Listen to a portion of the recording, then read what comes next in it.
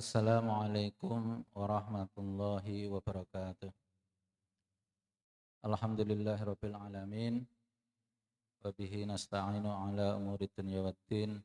Wassalatu wassalamu ala asyrafil anbiya'i wal mursalin sayyidina wa maulana Muhammadin wa ala alihi wa sahbihi ajma'in. Asyhadu an la ilaha illallah wa asyhadu anna sayyidina Muhammadan abduhu wa rasuluh. Allahumma salli ala sayyidina Muhammad wa ala ali sayyidina Muhammad amma ba'du. Kepada semua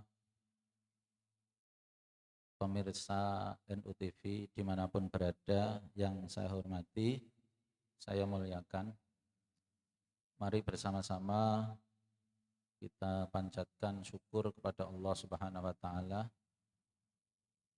karena pada kesempatan ini kita bisa berkumpul ngaji bersama di kantor PCNU. Mudah-mudahan membawa berkah manfaat kepada kita semua fid dunya wal akhirah. Yang kedua, sholawat serta salam semoga selalu tercurah kepada junjungan kita Nabi Muhammad SAW yang kita nantikan syafaatnya terutama nanti pada hari kiamat. Pemirsa NU TV yang saya hormati, pada malam hari ini kita akan membacakan dengan bahasa yang kadang-kadang Jawa, kadang-kadang bahasa Indonesia campur, ya, untuk memudahkan kita semua memahami dan menjelaskan. Melanjutkan yang kemarin, namun sebelumnya mari kita membaca surat Al-Fatihah yang kita hadiahkan kepada muassis Jamiyah Nahdlatul Ulama dan para ulama kita. Ila hadratin Nabi Mustafa Muhammadin sallallahu alaihi wasallam wa alihi azwajihi wa auladihi wa ila jami'i ikhwani min al-salin wal sampai tabi'in wal ulama il wa jami'il malaikatil mukarramin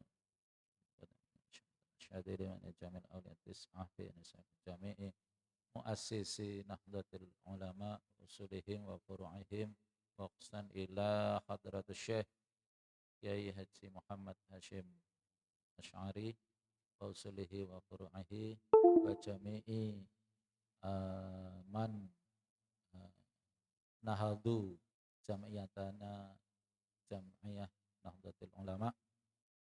Syaulillahi lahumul Fatihah. A'udzu billahi minasyaitonir rajim. Bismillahirrahmanirrahim. Alhamdulillahirabbil alamin. Pamitin. Iyyaka na'budu wa nasta'in ihdinas siratal mustaqim. Shiratal ladzina an'amta 'alaihim ghairil maghdubi 'alaihim waladdallin. Qala al-musannifu rahimahullah ta'ala nafa'allahu bi 'ilmihi fid dharain. Qala Allah ta'ala fil Qur'anil Karim, ya ayyuhalladzina amanu atii'ullaha wa atii'ur rasul wa atii'ur rasula wa ulil amri minkum. Fa in tanaza'tum fi syai'in farudduhu ilallah war rasuli in kuntum tu'minuna billahi wal yaumil akhir. Dzalika khairu wa ahsanu ta'wila. Ya ayyuhalladzina amanu, ya ayyuhahi ilingo wong-wong akeh amanu kang padha iman sapa alladzina ati Allah padha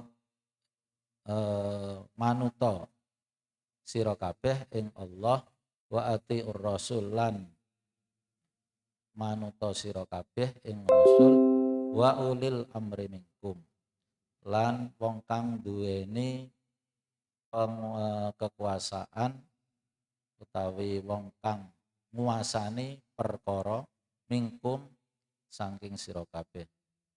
Fa in tanaza'tum mongko lamun pertentangan sapa sira kabeh fi syai'in ing dalam suci-wici farudduhu mongko balekno sira kabeh hu ing syai' ilallahi maring Allah war rasuli maring rasul ing kuntum tu'minuna lamun ana sapa sira kabeh tu'minuna iman sapa sira kabeh billahi kelawan Allah wal yaumil akhir lan dina akhir. Dzalika utawi mengkono-mengkono farudduhu ilallahi ila akhirih khairun iku luweh becik, luweh apik, wa ahsanu lan luweh bagus apane takwilan pungkasane. Surat An-Nisa ayat 59. Wonten ing ayat menika nedahaken bilih kita kedah iman dumateng Allah Subhanahu wa taala. Nomor setunggal.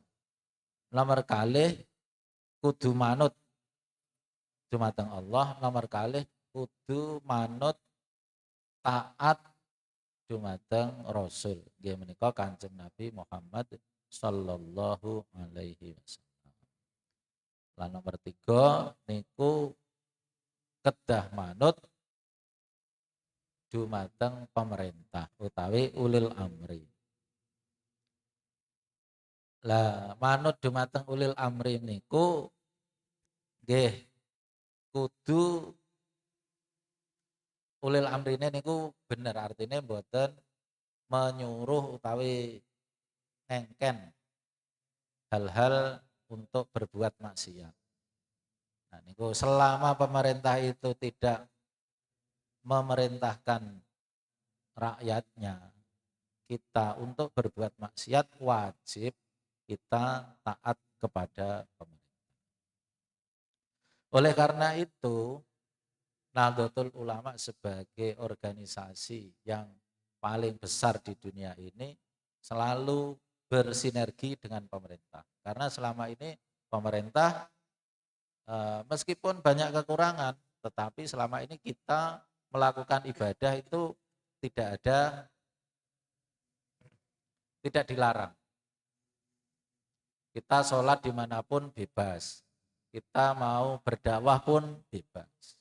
Artinya pemerintah mendukung kepada kebaikan. Adapun di sana sini ada kekurangan-kekurangan, ya mungkin ada sedikit yang kurang berkenan atau ya dari segi apapun lah, itu tidak menjadikan terus kita balelo terhadap pemerintah. Nah, ini yang menjadi prinsip daripada organisasi kita, organisasi yang Nahdlatul Ulama selalu mendukung pemerintah. Makanya ada slogan NKRI harga mati. Ini karena siapa lagi yang akan menjadi benteng negara ini? Siapa lagi yang mencintai negara ini? Selain itu dari pemerintah ya NU ini yang selalu mendukung pemerintah dari dulu. Maka kita wajib bangga menjadi warga NU. Wa in tanaza'tum apabila ada pertentangan di antara kita, di antara kalian dalam sesuatu hal, maka kembalinya kepada Allah, kepada Rasul. Nomor 2, apabila kalian beriman pada Allah dan hari akhir. Artinya ini kalau ada pertentangan ya kita kembalinya kepada Al-Qur'an dan kepada Nabi kalau tasih sugeng. Nah saknika mboten Kanjeng Nabi sampun kapundhut, pramila niki kita wajib kembali ke hadis-hadis Nabi Muhammad SAW. Tetapi ini juga tidak semudah itu. Artinya kalau kita letterlek awa-awaan nggak ada bekal apapun ya tidak bisa. Terus kembali ke Al-Quran, ke hadis seperti yang mereka katakan, slogan-slogan yang mereka dengungkan. Ayo kita kembali ke Al-Quran, ke hadis. Nah, kembali piye wong ilmune wae nggak ada. Kalau kembalinya seperti itu ya malah akan sesat. Karena tidak semua yang ayat-ayat Al-Quran itu bisa langsung dimakan atau diaplikasikan langsung. Ada yang mungkin perlu pembahasan yang sederhana, tetapi ada yang mungkin jelimet kalau tidak diterangkan oleh ulama-ulama yang tahu dari asbabun nuzulnya, dari maqasidus syar'inya dan lain sebagainya, itu otomatis kita akan tersesat. Makanya peran ulama di sini sangat penting. Kembali ke Al-Quran dan hadis itu tidak terus serta-merta, tidak bisa. Makanya ini kadang-kadang salah kaprah ya, salah kaprah.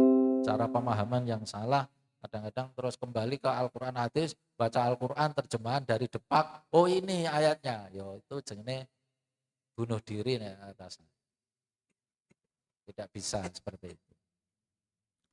Kemudian wadzalika khairu ahsanu ta'wil. Dan yang demikian itu adalah sebaik-baik pungkasan atau artinya ya ini adalah jalan yang terbaik. Jalan yang terbaik kalau kita terdapat sesuatu hal yang muskil ya kembalinya ke Al-Quran, ke hadis, kemudian kalau kita tidak paham otomatis kepada ulama-ulama yang muktabar. Muktabar. Ulama-ulama yang muktabar. Tidak bisa sembarang ulama. Nanti bahaya. Kalau sembarang ulama nanti bahaya. Mungkin penjelasannya singkat seperti itu. Kalau ditambahi sama Yai Ismail, monggo dipersilakan. Ya, untuk menambahi saya kira begini, Al-Quran dan hadis tadi fa'in tanaza'tum fi syai'in farudduhu ilallahi wa rasul. Nah, kemudian kembali kepada Quran hadis itu memang slogan yang baik. Tapi cara memahaminya bagaimana? Karena Quran hadis itu kalau boleh diibaratkan seperti buah-buahan. Buah-buahan itu ada kalanya buah langsung dimakan ketika kita petik dari pohonnya itu ada. Umpamanya pohon buah jambu. Buah jambu itu kita petik langsung makan bisa. Demikian juga kadang-kadang ada ayat yang cara memahaminya tidak terlalu bulat, tidak sulit, kita pahami, kemudian kita pahami apa adanya, itu memang bisa ada. Tetapi kadang-kadang ada ayat yang seperti buah kelapa. Buah kelapa itu tidak bisa kita langsung makan, tapi harus diuncai, kemudian dikupas batoknya, kemudian baru diambil kelapanya, kemudian untuk apa terserah kita, itu bau kelapa. Kemudian juga ayat-ayat itu kadang-kadang ada ayat yang ketika kita memahaminya langsung, maka akan jatuh kepada ketidakbenaran. Umpamanya ayat perang yang fa'in faqtuluhum haitsu wajadtumuhum umpamanya. Bunuhlah mereka sekiranya kalian menemukan. Nah, ini kalau dipahami apa adanya, yang terjadi di dunia ini tidak pernah aman, tidak pernah damai. Adanya perang terus karena kita membunuh, tentu mereka juga akan membalas dan akhirnya dunia tidak akan damai. Nah, pemahaman ayat ini tentu dengan kajian-kajian yang mendalam. Nah, apalagi hadis. Hadis itu oleh Syekh Sufyan atau Sufyan bin Uyanah itu mengatakan al-ahadisu mudillatun. Hadis-hadis itu bisa menyesatkan. Ya karena memang kadang-kadang ada hadis yang memerlukan pemahaman dari para ulama, pemahaman yang betul-betul mengetahui seluk-beluk hadis itu dari segi lughatnya dan sebagainya. Umpamanya ada hadis innamal ma'u bil ma'. Sesungguhnya mandi besar itu sebab keluar air mani. Berarti kalau dipahami apa adanya berarti orang yang berhubungan suami istri umpamanya yang tidak mengeluarkan mani tidak mandi. Padahal tidak demikian. Makanya perlu sekali pemahaman-pemahaman itu harus dikembalikan kepada ulama-ulama yang memang ahli dalam bidangnya. Saya kira itu tambahnya. Ya, salah satu contoh misalnya ada hadis innallaha yabsutu yadahu. Nah, ini kalau hadis ini dipahami secara letterlek, berarti Allah membentangkan tangannya. Ini kan sangat gawat sekali kalau misalnya tidak di apa ditakwil secara benar. Oleh karena itu memang ulama lah yang tahu maksudnya. Maka sangat ironi sekali apabila ada orang mengatakan bahwa ulama itu eh, sebagai yang dikatakan sebagai maklar. Ada yang mengatakan sebagai maklar. Wah, ini kan pelecehan ini namanya. Itu enggak betul yang seperti itu. Kemudian ayat yang kedua, A'udzubillahi minasyaitonirrajim. Bismillahirrahmanirrahim. Falladzina amanu bihi wa azzaruhu wa nasaruhu wattaba'un nural alladzi unzila ma'ah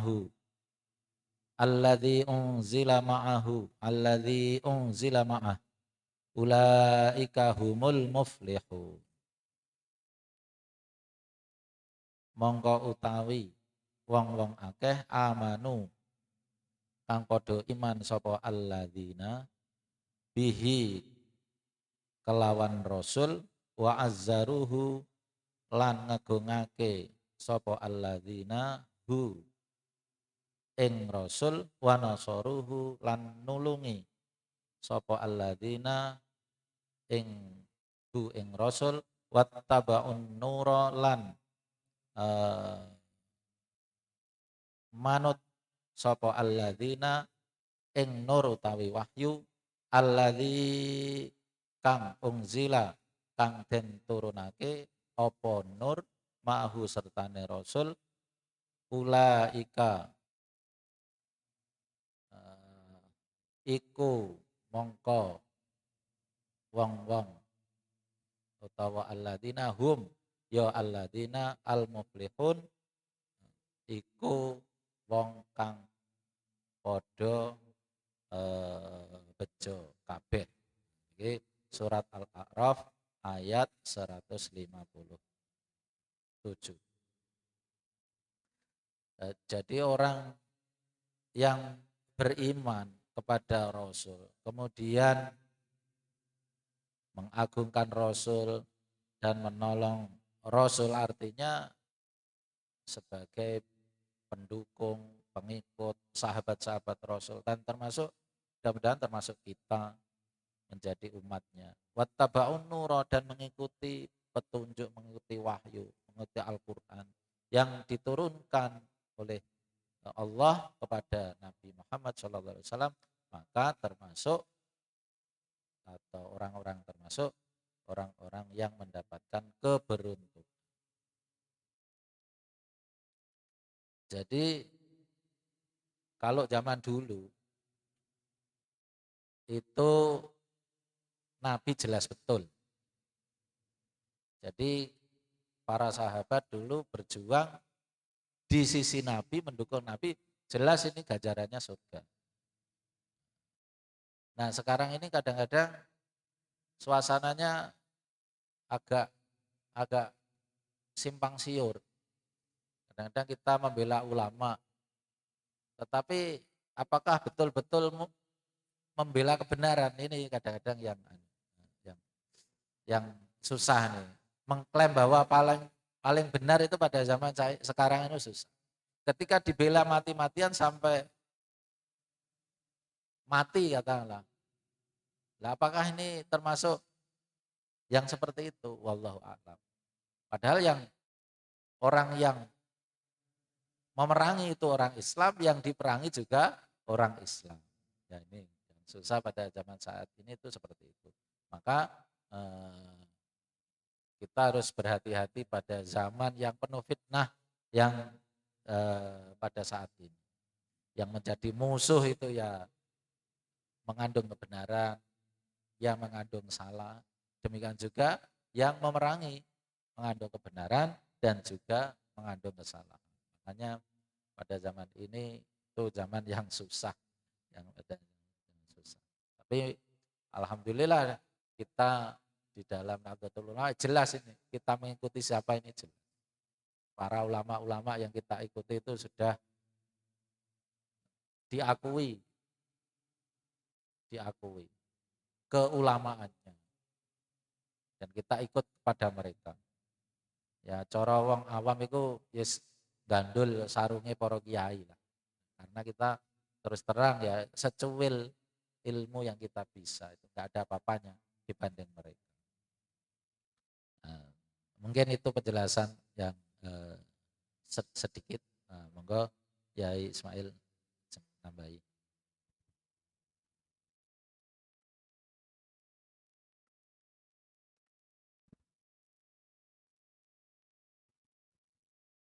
Ya, dari ayat ini sebenarnya kita bisa mengambil mengambil pelajaran bahwa alladzina amanu bihi wa azzaruhu wa nasaruhu dan menolong Rasulullah itu pada zaman Nabi. Nah, kalau sekarang kita dalam hidup bermasyarakat kita punya organisasi, ya tentunya kita bernahdlatul ulama. Ya Nahdlatul Ulama ini kita bela, kita sukseskan program-programnya sehingga kebesaran Islam akan nampak. Kebesaran Islam, syiar Islam akan bisa dimengerti oleh orang lain. Karena itu juga harus wanasoruhu dan menolong Rasulullah pada zaman itu. Kalau sekarang tentunya menolong yang menjadi organisasi kita, karena organisasi kita dikatakan nahnu ashabul haq, kita ini orang-orang yang mempunyai kebenaran dalam arti madhab dan manhajnya itu insya Allah sesuai dengan ahlu sunnah wal jamaah. Ya tambahan. Ahli sunnah wal jamaah ini semua orang mengaku-ngaku ini ahli sunnah wal jamaah. Makanya kita terus dulu memang ahli sunnah wal jamaah sudah cukup.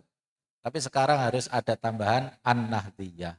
Sebab apa? Sebab mereka juga mengatakan ahli sunnah wal jamaah. Jadi, makanya harus kita bedakan.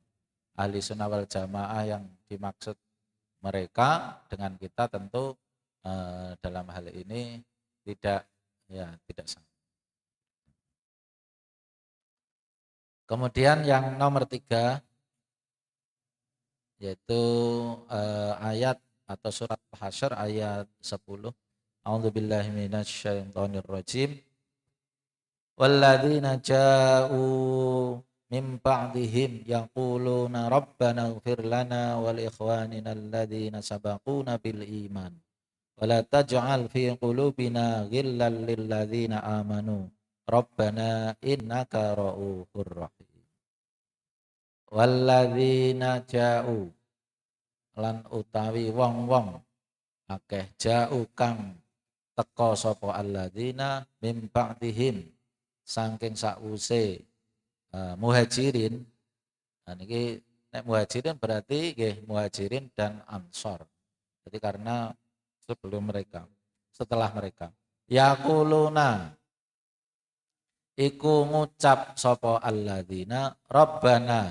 Nah, menika ucapane utawi doane rabbana.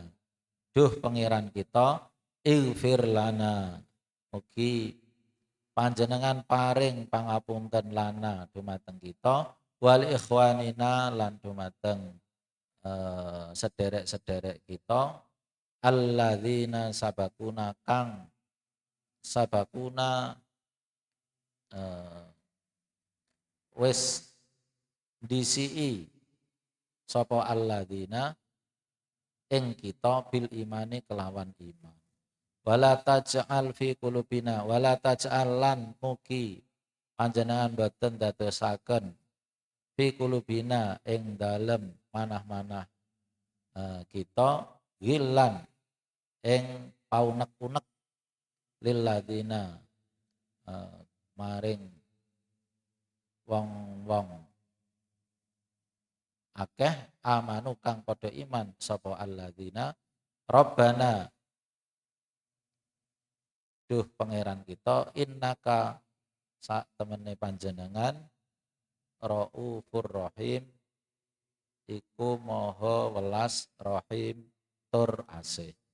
Iki surat Al-Hasyr ayat 10 ayat 1. Dados orang-orang yang datang setelah Muhajirin dan Ansor, yaitu berarti ini adalah generasi yang ketiga. Ini berdoa kepada Allah. Wujudnya doa, ucapannya menika, ya Allah, ampunilah kami dan saudara-saudara kami yang telah mendahului kami dalam beriman. Artinya orang-orang yang sudah beriman yang dahulu-dahulu, pendahulunya, yaitu para muhajirin dan ansor. Dan janganlah kami engkau jadikan di dalam hati kami ada rasa iri kepada mereka orang-orang yang telah beriman tadi. Nah, ini menunjukkan bahwa kita terhadap orang-orang zaman dahulu, ulama-ulama pada zaman dahulu ya sudah menjadi tradisi kita untuk mendoakan mereka. Dalam berbagai kesempatan, berbagai hal, kita selalu mendoakan para pendahulu kita, ulama-ulama kita. Dan ini sudah diajarkan oleh Allah Subhanahu wa taala, terutama dalam surat Al-Hasyr ini sudah dijelaskan seperti itu. Nah, dengan kata lain bahwa ini adalah satu yang lazim yang harus kita teruskan, yang harus kita dawamkan. Dalam jamiah kita sudah terbiasa melakukan seperti itu. Pamela Basim Asy'ari mencantumkan ayat ini dalam muqaddimahnya, muqaddimah Al-Qanunil Asasi. Ini kan kita selama ini kan yang kita tahu Qanunul Asasi kan yang dalam bahasa Indonesia. Nah ini yang tertulis dalam bahasa Arab ternyata seperti ini. Dikutip dari ayat-ayatnya tidak sembarangan. Basim meletakkan dasar daripada Jam'iyah Nahdlatul Ulama. Nah, kalau kita nak mekaten penjelasan itu. Ya, ini ayat ini menunjukkan bahwa di antara tradisi NU yang dipegang oleh NU itu senantiasa mendoakan pendahulu-pendahulu dengan tahlil, zikir tahlil, kemudian ihda'us shawab, kemudian mendoakan ampunan. Dan ini merupakan hal tradisi, hal yang dianggap baik oleh Al-Quran. Walladzina ja'u min ba'dihim yaquluna berdoa, Rabbana ighfir lana wa li ikhwanina alladzina sabaquna bil iman. Wahai Tuhan kami, ampunilah kami dan saudara-saudara kami alladzina sabaquna yang telah mendahului kami bil imani dengan keimanannya. Dengan demikian kita mendoakan leluhur kita yang muslim, yang para aulia, itu adalah tradisi yang sudah baik dan itu sudah mengakar, bahkan itu diajarkan oleh Al-Quran di ayat 10 surat Al-Hasyr ini. Kira gitu, Pak.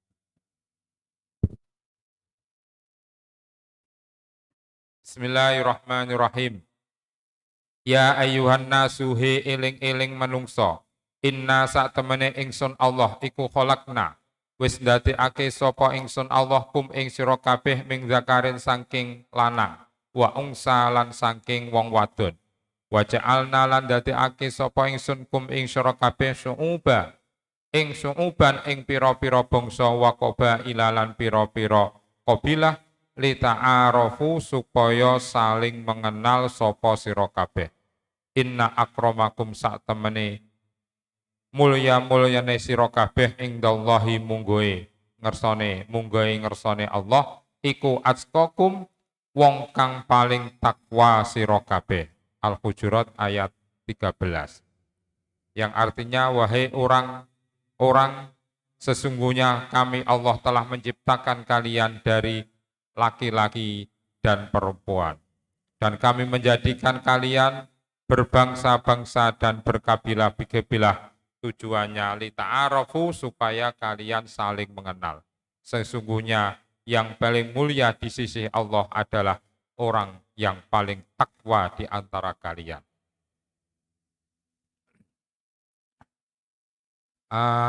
Ayat ini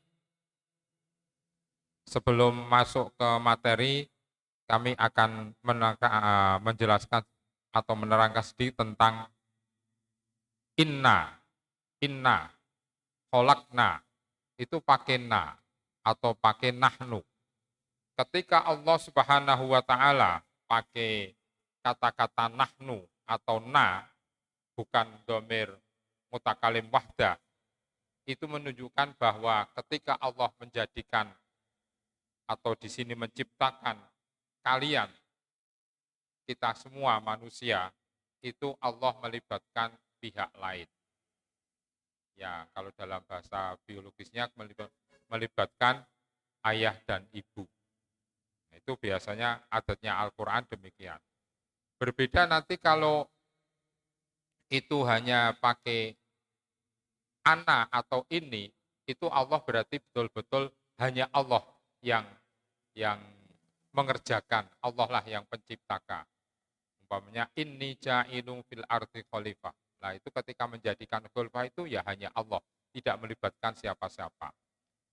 Contoh lain, sanuqri'uka fala tangsa illa masya Allah. Di situ Allah pakai dalam Al-Quran pakai sanuqri'uka. Sanuqri'uka bakal macaake sapa ingsun ka ing sira Muhammad fala tansa mongko ora lali sapa sira. Nah, di sini pakai nukri'uka, pakai nahnu, pakai nun, bukan ukri'u, tapi nukri'u. Itu menunjukkan bahwa Allah ketika membacakan Quran itu melibatkan pihak lain, yaitu malaikat Jibril. Nah, kemudian fala tansa illa masya Allah. Kalau menurut urutnya itu bukan harusnya, menurut urutnya itu illa masyikna, pakai na, karena di situ nukri'u, di sini urutnya syikna, tapi di sini Allah mengatakan illa masya Allah, kecuali apa yang dikehendaki Allah. Ini berarti menunjukkan bahwa masalah lupa dan tidak itu hanya hak prerogatif Allah Subhanahu wa Ta'ala. Makanya di sini terjadi iltifat. Iltifat itu dalam ilmu balaghah artinya arti secara harfiahnya mengu, yang tadinya dhamir kemudian atau kata ganti kemudian di sini kemudian menjadi dhahir. Illa masya Allah. Allah di sini. Jadi ada terjadi iltifat. Tapi iltifat di sini itu dalam ilmu balaghah sangat balih kalamnya dan juga di sini menunjukkan bahwa ini menunjukkan keluar biasaan Al-Quran. Karena apa? Sesuatu yang lupa dan tidak itu yang menghendaki hanya Allah. Tapi ketika membaca memang Allah melibatkan pihak lain yaitu malaikat Jibril. Selanjutnya Allah menjadikan kita, kamu sekalian umat manusia su'uban wa qabaila, berbangsa-bangsa dan bersuku-suku, lita'arofu supaya kalian saling mengenal. Ketika saling mengenal, kita akan menjadi orang yang toleran. Artinya, ketika tahu bahwa orang atau suku lain itu ketika disinggung hal yang ini mereka marah, karena kita tahu, maka kita tidak akan menyinggung hal itu pada suku atau bangsa lain.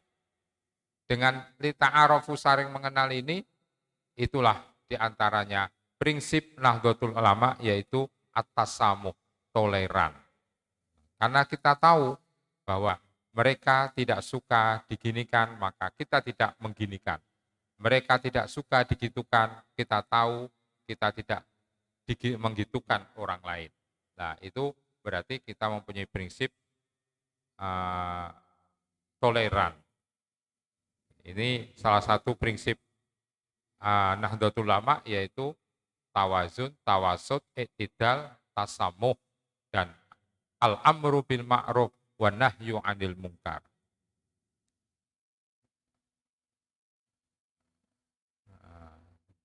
Kemudian ayat ini ditutup dengan inna akramakum indallahi atqakum.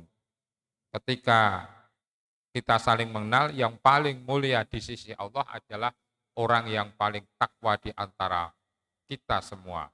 Itu yang akan mendapatkan kemuliaan di sisi Allah Subhanahu wa taala. Saya kira itu di antara penjelasannya. Monggo Pak Yai, Pak. Jadi jelas ya, Allah itu tidak menjadikan makhluk itu serupa. Meskipun sebenarnya kalaulah memang dikehendaki oleh Allah ya bisa jadi. Tapi Allah menghendaki lain. Jadi memang diciptakan yang berbeda-beda. Gunanya untuk saling mengenal satu sama lain. Coba dibayangkan semua orang itu sama. Nanti repot, jadi repot. Nah, ini oleh karena itu dengan berbeda-beda ini justru merupakan rahmatnya Allah Subhanahu wa taala.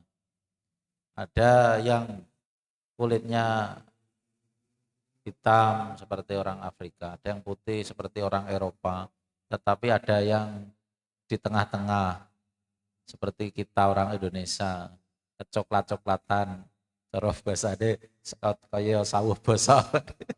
Lah niki otomatis supaya tahu, oh ini orang Asia, ini orang Eropa, oh ini si A, ini si B. Nah, ini gunanya seperti itu. Dan ini tidak bisa terus kita menjelekkan orang Afrika, kemudian mengunggulkan orang Amerika gara-gara fisik, nggak bisa. Karena ditekankan di sini yang paling mulia di sisi Allah itu takwanya, bukan casingnya, enggak, bukan. Casing itu bagi Allah nggak penting, casingnya. Maka yang paling penting adalah siapa yang paling bertakwa di antara kita, siapa yang paling bertakwa di antara manusia. Ini yang menjadi titik poin. Sedangkan untuk casing-casingnya yang berbeda ini hanya sebagai makhluk yang supaya satu dengan yang lain itu saling tahu, saling mengenal, supaya ta'aruf satu sama lain. Saya kira itu. Dan untuk kaitannya dengan NU ya jelas, NU tadi sudah kita disinggung oleh Pak Yai Mail bahwa itu harus tasamuh. Memang berbeda-beda itu suatu yang keniscayaan, suatu kepastian. Maka harus saling menghargai, saling toleransi. Tapi ya aja kebablasan. Artinya kebablasan itu hal-hal yang prinsip yang ya tidak bisa kita toleransikan. Seperti misalnya hal-hal yang menyangkut akidah, itu kita harus hati-hati. Kalau kita tidak dalam hal posisi katakanlah sebagai pejabat ya ora usah melu-melu. Yen pamane ana perayaan agama lain yang ngopo ya, enggak penting. Maksudnya enggak penting itu kita bukan dalam kapasitasnya. Ya lebih baik kita menghindar. Ya tidak mengucapkan ya enggak apa-apa. Tidak hadir pun enggak apa-apa. Malah lebih selamat. Ya, Pak Yai Mail mesti lebih pengalaman dalam hal ini. Ngoten, kula kinten ngoten.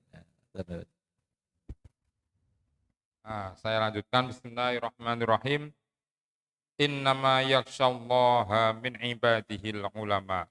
Innama yaksha angin pestine wedi Allah ing Allah min ibadihi saking kawulane Allah sapa al ulama'u pira-pira wong alim para ulama. Al-Fatir 28. Ayat ini meneguhkan bahwa yang paling takut kepada Allah hanyalah ulama. Jadi makanya organisasi Nahdlatul Ulama dinamakan kebangkitan ulama. Itu juga mengambil dalil ini, ayat ini bahwa yang di antara hamba Allah yang paling takut hanyalah ulama. Ini yang paling takut adalah ulama. Ayat ini bukan sering ya, kadang-kadang dibaca tidak pas. Innama yakshallahu. Nah, itu enggak pas ya. Jadi innama yakshallaha min ibadin ulama. Allah menjadi maf'ul bih dari yaksha, sedangkan fa'ilnya justru diakhirkan. Kenapa ulama? Ya yang paling takut itu ya ulama, karena ulama adalah orang yang berilmu.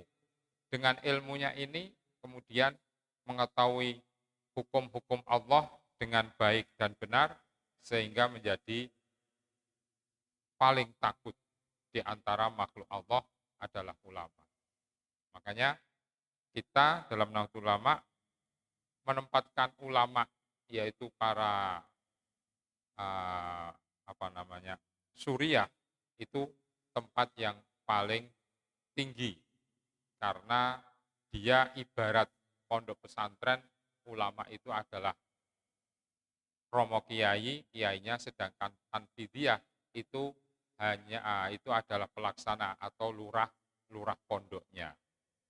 Jadi yang mengatur supremasi yang paling tinggi dalam Nahdlatul Ulama adalah ulama itu sendiri, yaitu mustasyarnya.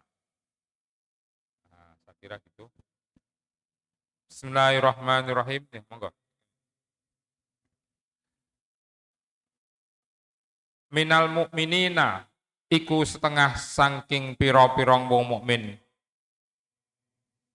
Rijalun utai ana pira-pira wong lanang sodaku kang padha ngestokake sapa rajulun ma ing perkara ahadu kang padha janji sapa rijal Allah ing Allah ali atesema.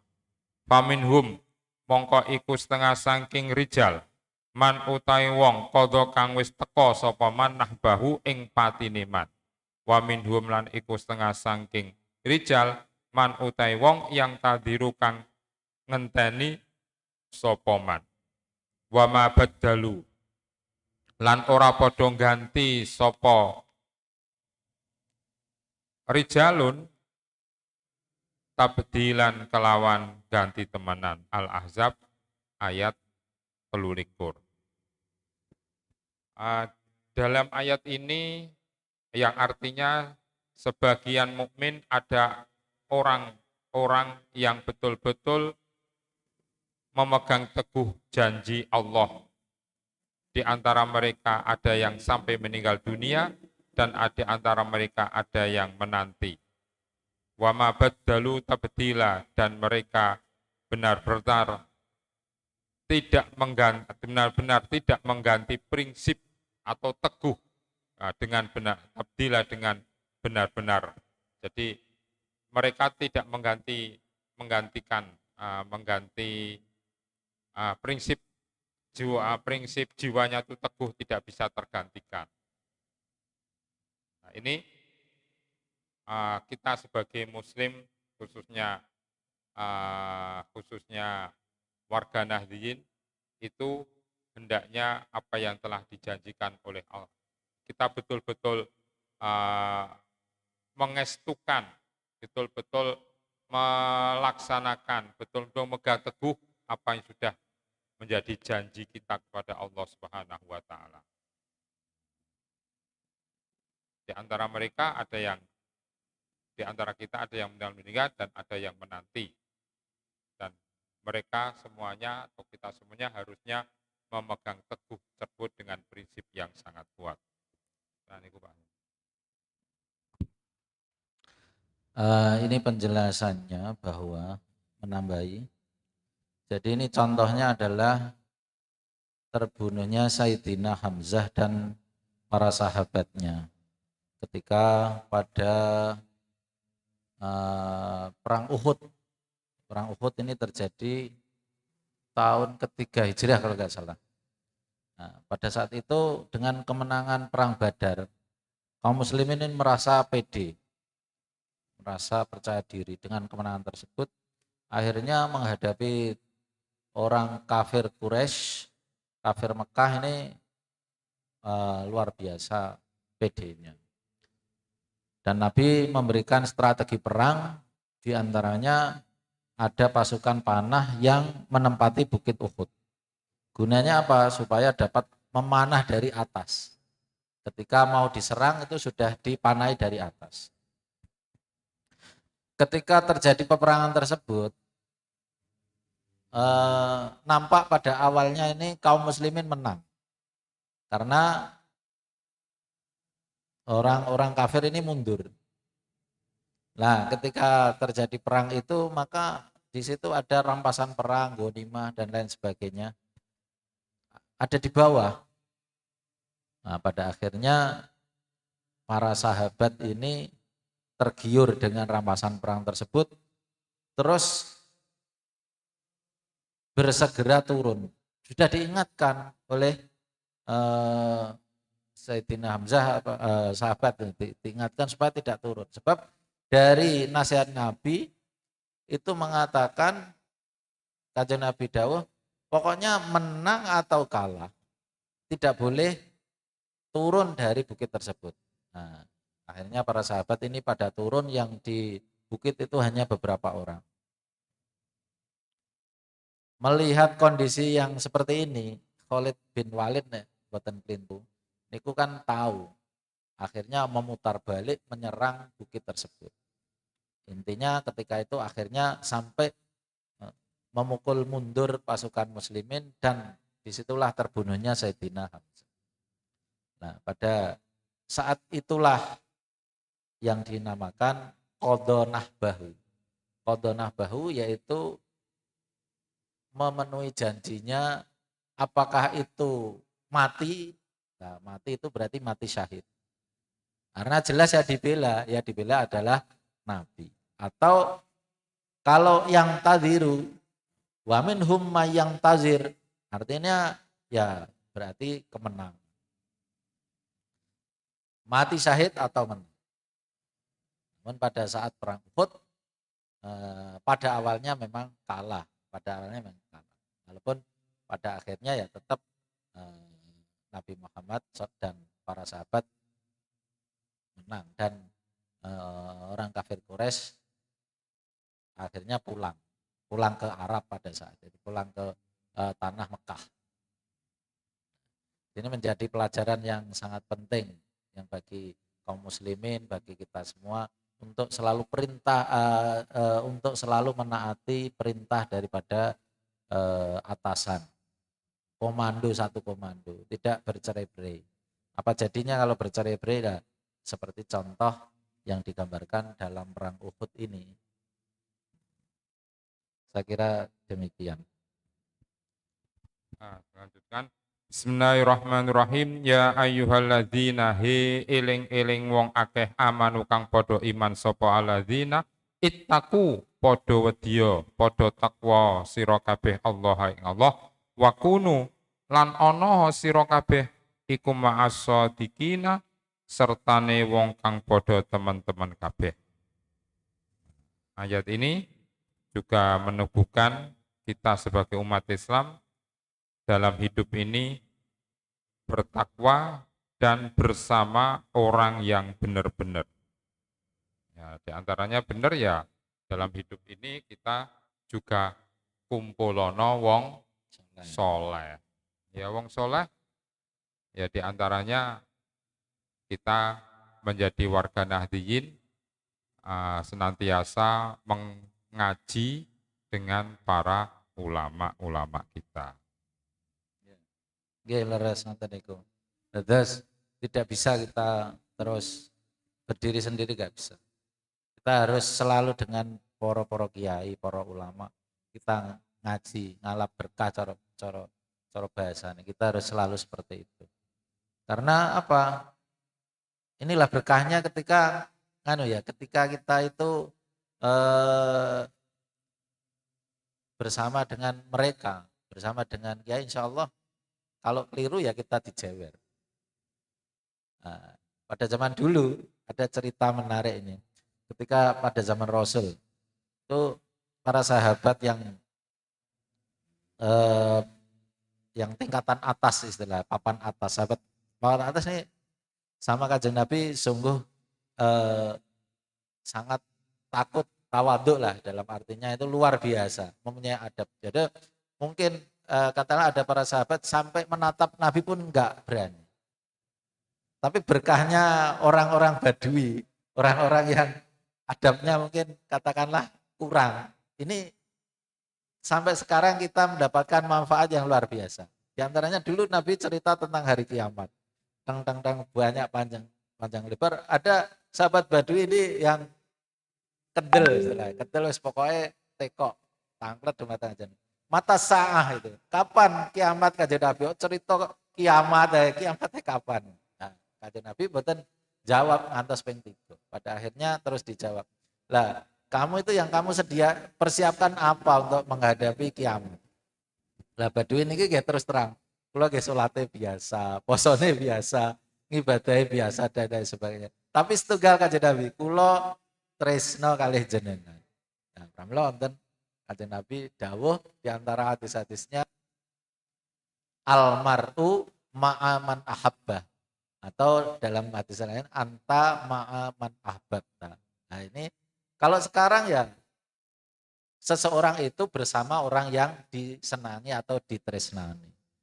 Jadi kita nanti ya pada hari kiamat ya bersama orang-orang yang kita tresnani, kita senangi. Kalau senangnya dengan para ulama, para kiai, insya Allah kita segolongan dengan mereka. Yang pertama dipanggil kiai, utawi ulama ini, bahasa dan lain sebagainya. Yang kedua al-muhibbun, masuk semuanya, termasuk kita insya Allah, santrinya. Kalau kita dikatakan ya, penjelasan dia lebih apa? Ya seperti itulah kira-kira penjelasannya.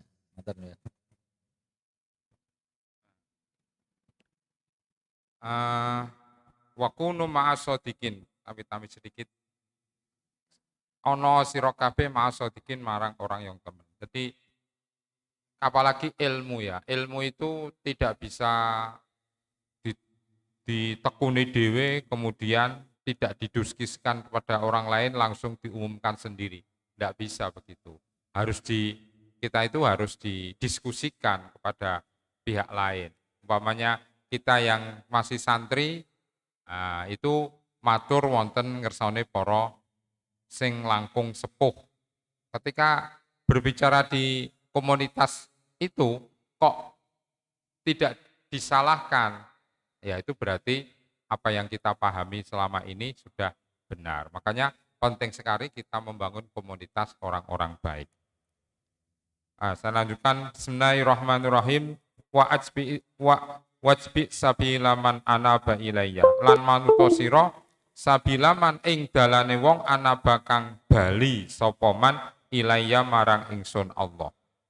Jadi dalam hidup ini kita di sini supaya senantiasa mengikuti jalan orang yang senantiasa kembali kepada Allah Subhanahu wa taala. Jadi bukan hanya ilmiah saja tapi melihat orangnya. Orangnya bagaimana? Tawaduknya, dekatnya kepada Allah itu bagaimana kita lihat. Orangnya ilmunya luas, tawaduk, nah itu yang menjadi panutan kita. Bismillahirrahmanirrahim. Selanjutnya fas'alu nuli takono sira kabeh ahla zikri ing ahli ilmu. Ing kuntum lamun ana sapa sira kabeh iku tak lamuna ora padha ngerti sapa sira kabeh. Al-Anbiya ayat 7. Ayat ini mengisyaratkan bahwa ketika kita tidak tahu, itu harus tanya kepada ahla dzikri. Ahla dzikri di sini oleh para ulama diartikan ahli ilmu, berarti para ulama. Maka tanyalah para ulama jika tidak mengerti sesuatu. Nah, tanya para ulama ini penting, jangan kita memahami Al-Quran dan hadis sendiri tanpa ada bimbingan para ulama. Sebab ketika kita memahami sendiri tanpa ada bimbingan para ulama dengan melalui bertanya, itu nanti bisa salah. Ketika salah dan kita bagikan kepada orang lain, menjadikan dolun mudilun, orang yang sesat dan menyesatkan. Nah, di sini ahla dzikri ini penting sekali. Jadi ayat ini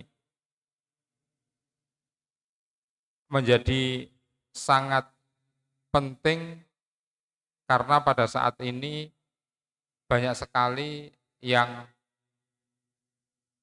bertumpu hanya dengari pahaman seseorang saja yang tidak ada mata rantai sampai Rasulullah. Tidak ada silsilah, tidak ada transmisi sampai kepada Rasulullah.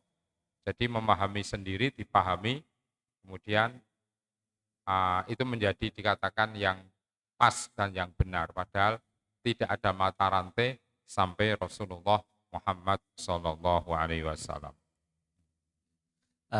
Ahli dzikri ini untuk saat ini itu kadang-kadang salah ya. Ahli dzikri ini kadang-kadang kepada Syekh Google ini yang bahaya ini. Orang bertanya dengan tanpa dasar ilmu. Kalau saya katakan bahwa Google ini penting sangat. YouTube juga penting sangat. Tapi bagi orang-orang yang mungkin sudah mempunyai dasar, jadi sudah bisa membedakan ini yang perlu diambil, ini yang enggak. Jadi semuanya enggak bisa diambil secara serampangan, semuanya ditelan secara mentah-mentah. Ini bahaya sekali. Karena apa? Karena fatwa dari Mbah Google ini tidak semuanya muktabar. Ada yang mudillatun. Ini bahaya. Makanya sekarang ini banyak paling mudah ya mencari fatwa itu fatwa dari Kiai Google ini. Paling mudah itu seperti itu. Karena tinggal klik nanti keluar. Nah, ya ini mudah-mudahan ya saya berharap ini jamiah kita ke depannya ini tidak kalah bersaing dalam hal multimedia, dalam hal mensiarkan, mendakwahkan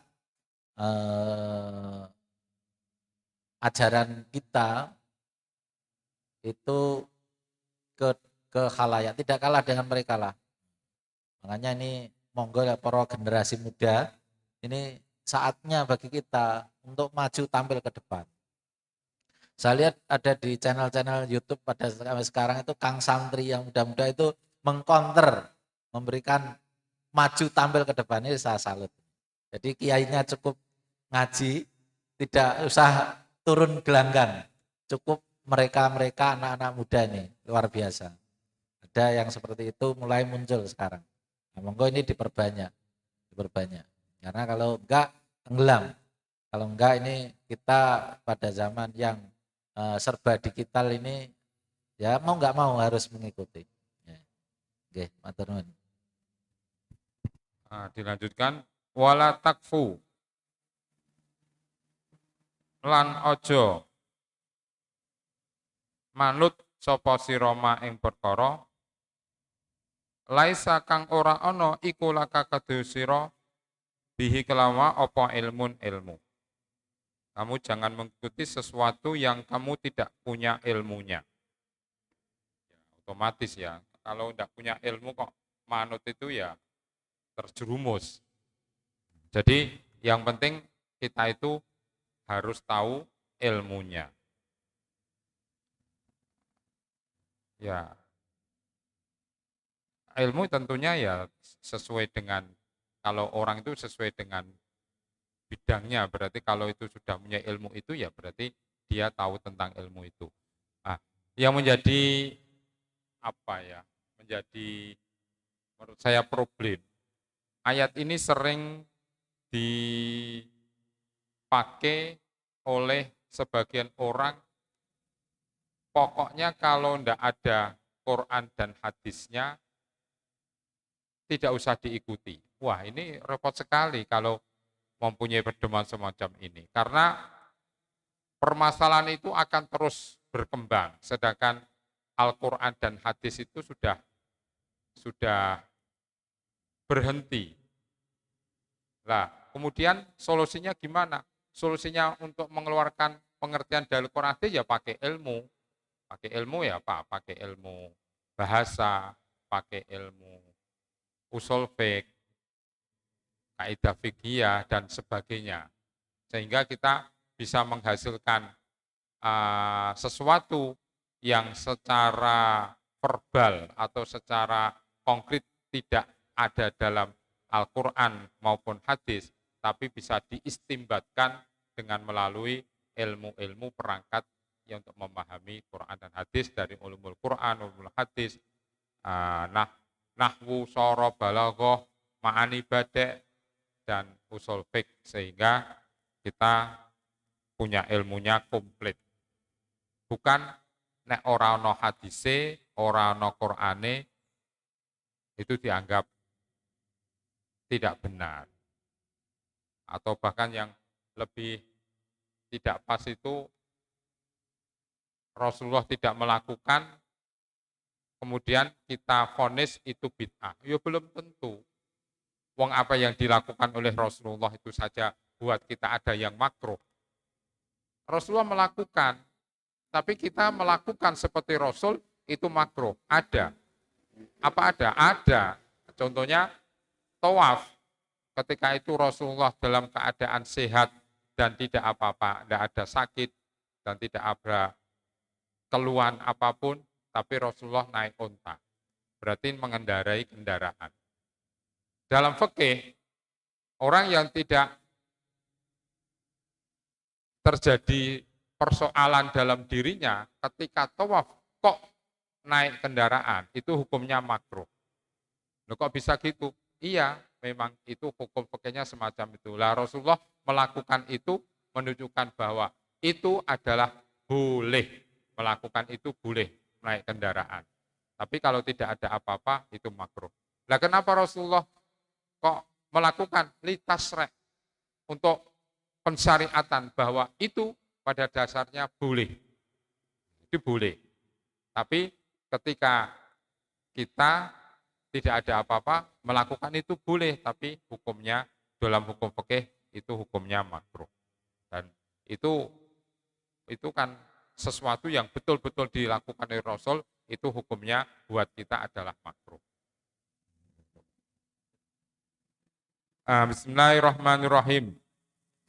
Fa ammal ladzina anapun utawi wong akeh fi qulubihim iku ing dalem atine wong akeh zaihun utawi nyeleweng,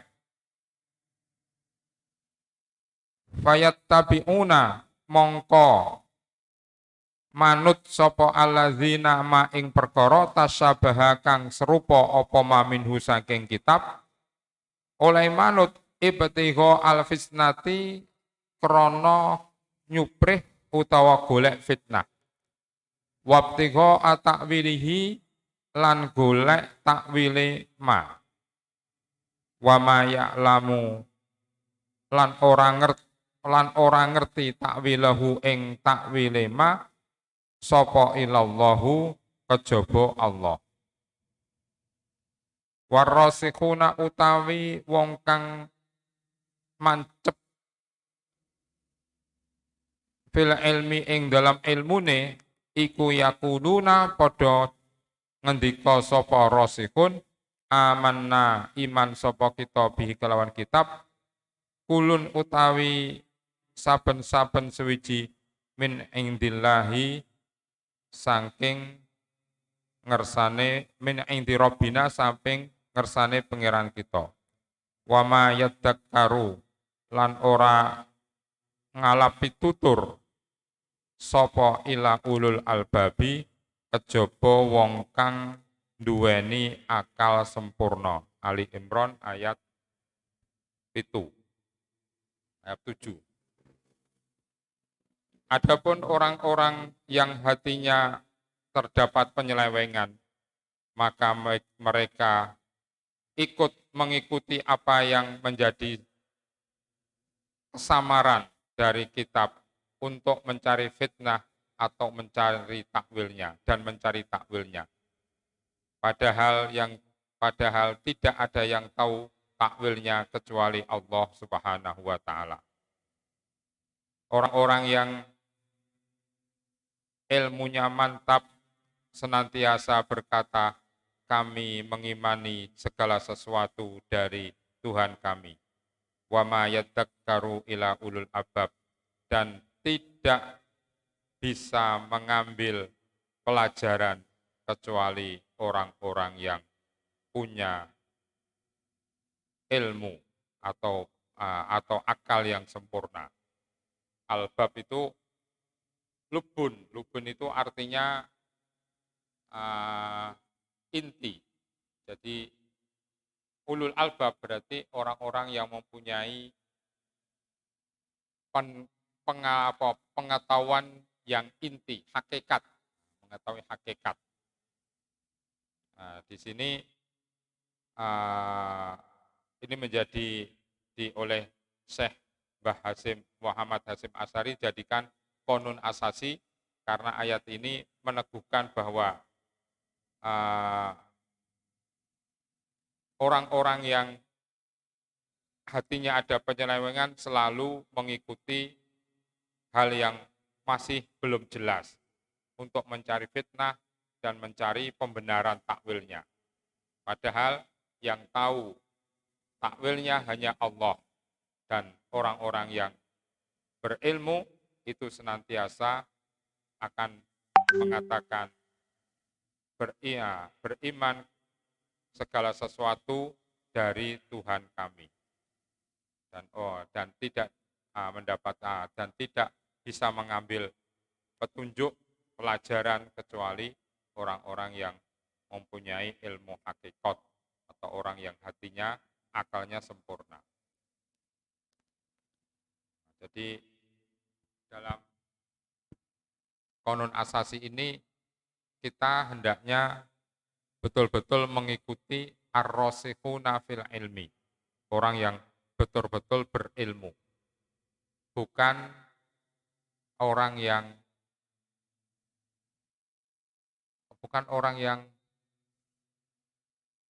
tidak matang ilmunya, ya, betul-betul orang yang matang ilmunya. Karena yang bisa mengambil pelajaran adalah orang-orang yang matang ilmunya. Kalau orang itu sudah tahu intinya, itu otomatis kemana saja, ke arah manapun dia sudah ngerti.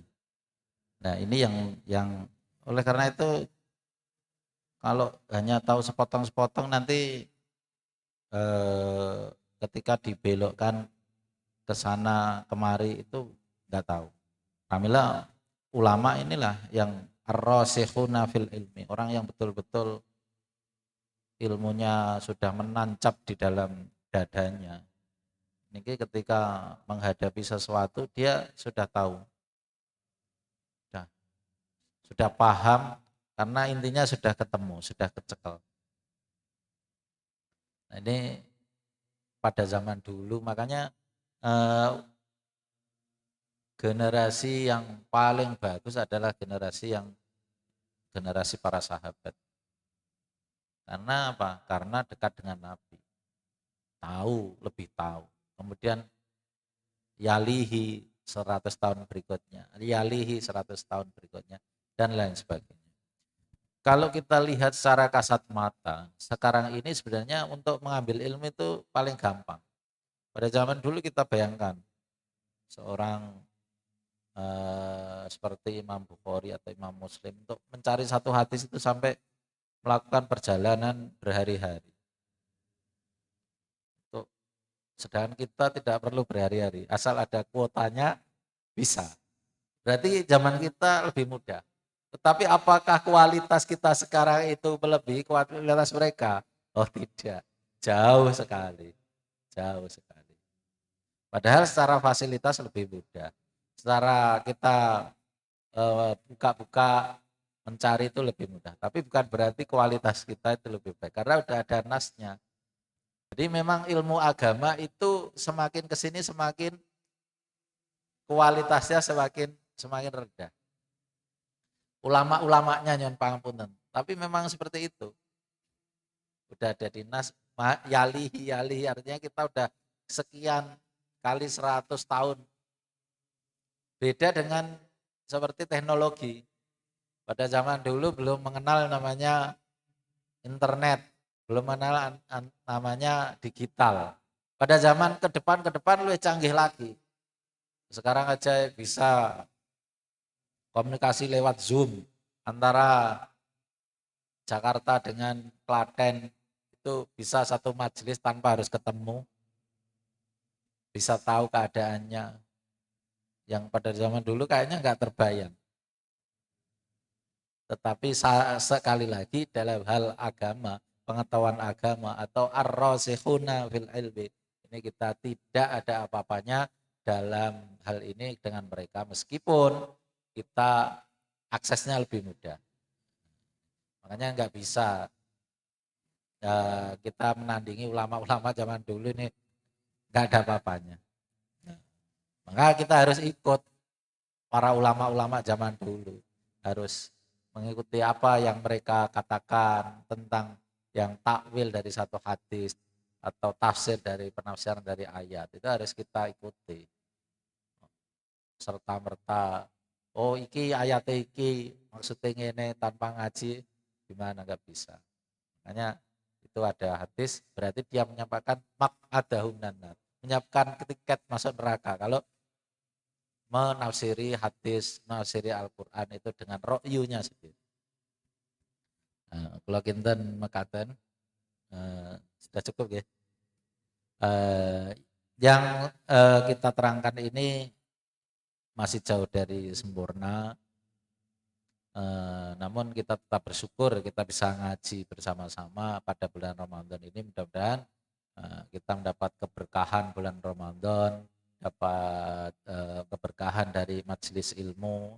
Mudah-mudahan ini membawa manfaat bagi kita semua fitini wa dunya wal akhirah.